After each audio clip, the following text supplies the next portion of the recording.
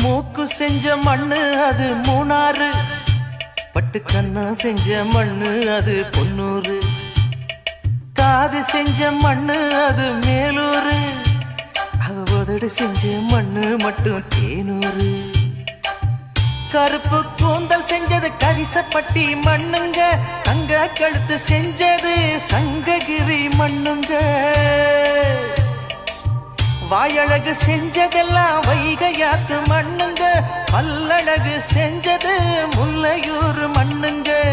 நெத்தி செய்யும் மண்ணுக்கு சுத்தி சுத்தி வந்தேங்க, நிலாவில் மண் எடுத்து நெத்தி செஞ்சேன் பாருங்க. தந்தானே தந்தானே தந்தான குயிலே சாமி, தந்தானே தந்தானே என்னோட மயிலே.